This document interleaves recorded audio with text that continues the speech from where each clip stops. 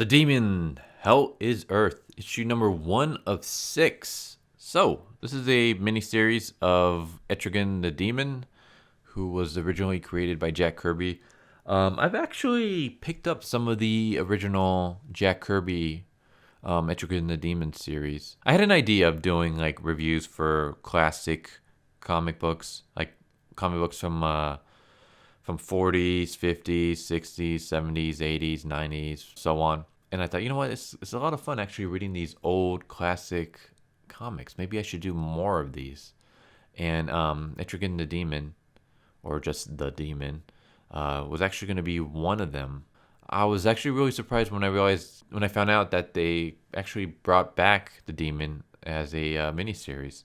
I'm actually kind of glad that they are because this issue is actually pretty good. Well, I'll say it's very intriguing. Art is kind of eh. It could be better. Then again, it could be a lot worse. So, yeah.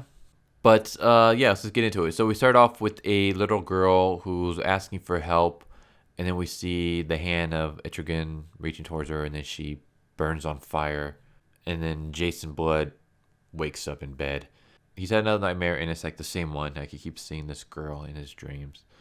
He's basically being taunted by Etrigan, who I'm sure you guys know more about Etrigan the Demon than I do. But for anyone who doesn't, Etrigan the Demon lives inside of Jason Blood. Jason Blood, what was he? He was I believe he was a knight of King Arthur, right? He was like one of the knights of Camelot, and he became an immortal because he had basically he was like he had Etrigan the Demon bound to him. I think that's what it is, right?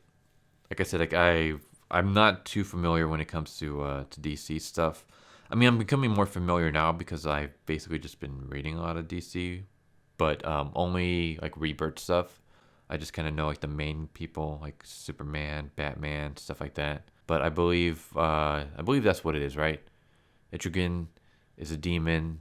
I think he has like something to do with Merlin, and then he was bound to Jason Blood, who was a knight of King Arthur's Camelot, and he's like an immortal because of the fact that Etrigan is bound to him. I think that's what it is. So yeah, he's basically an alcoholic now, I guess. I don't know. I always thought that Jason Blood was one of those. How do I describe him? Like he always kind of came across as one of those like posh, upper class, kind of kept himself clean looking, if that makes any sense. Like he usually wore a suit.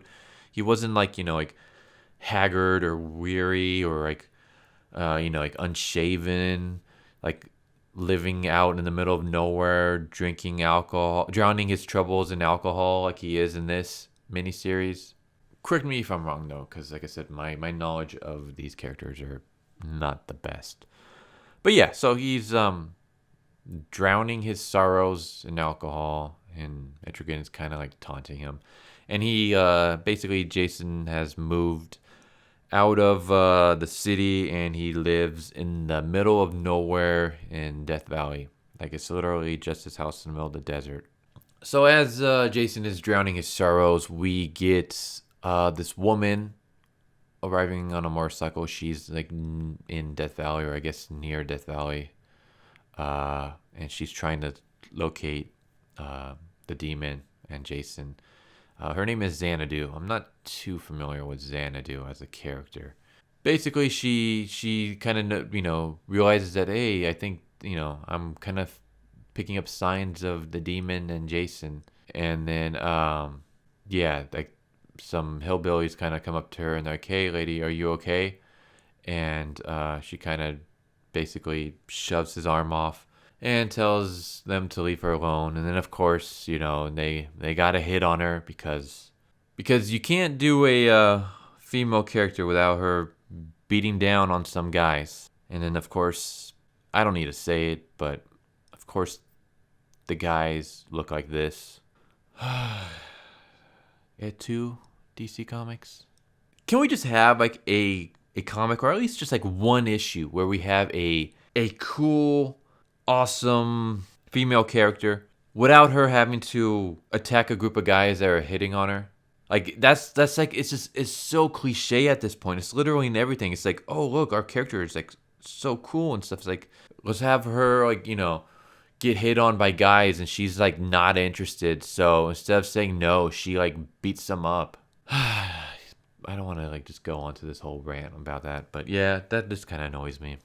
But yeah, basically she attacks one of the guys. The men are like, hey, he just asked if you wanted a drink, lady. And then, the guy calls her a cow. And then she's like, oh, you gonna call me a cow? All right. And yeah, we're gonna see what happens to those characters soon. But we cut to a family that's driving in a car, and we see the little girl that was in Jason's dream, and she's having headaches, and basically she's having a nightmare. Or actually, she's having a nightmare while she's awake, so a waking nightmare.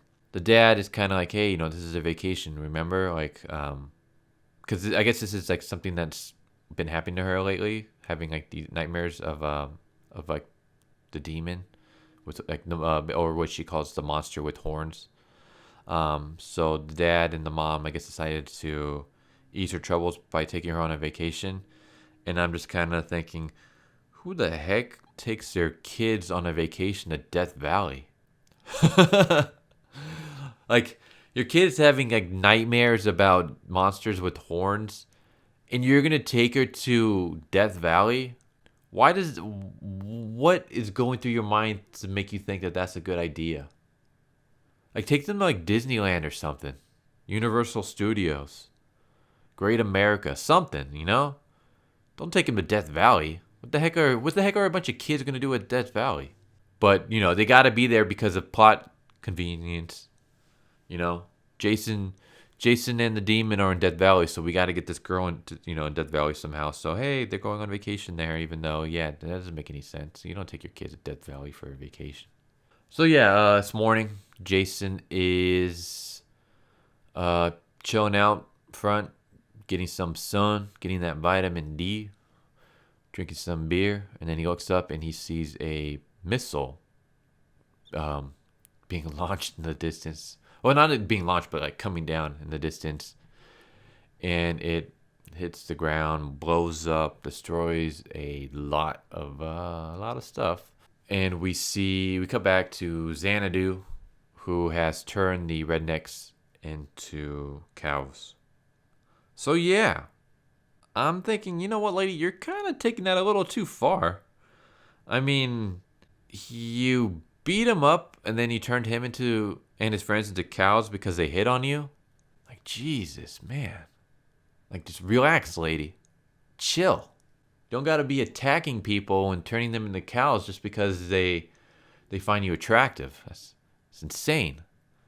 But yeah, that's a thing in this comic that happened. Also, is it just me or is it weird that she's still at this motel hanging out with these cows all night? Because she arrived at the motel at night. And that's where the whole incident with the rednecks happened. It was at night. It's morning now. Sun's clearly out. Sun's shining. She's still at the same motel with these cows. What the heck were you doing at the hotel with these cows all night?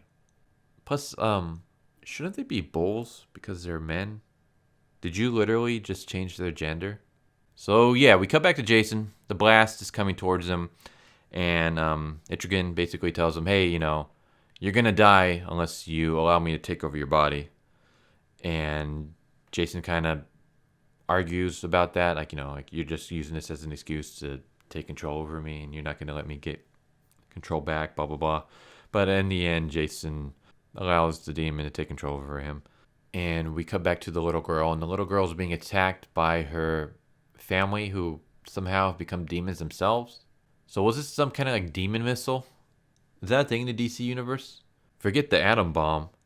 Forget the hydrogen bomb. Forget the nuclear bomb. We got ourselves a D-bomb. We got ourselves a demon bomb. You launch this at your enemies and you turn them into demons. Because, that's what happened. The missile got launched and now all of a sudden, the little girl's family are demons. I have no idea how that became a thing, but I guess it's a thing. Anyways, the family is just about to kill her, I guess, when Etrigan the demon shows up, and he kills the little girl's family right in front of her. Well, I mean, they are demons, so. And then he turns his attention to the little girl when Jason like appears, and he's kind of like, like, are you really gonna kill the girl that's been like the star of our visions?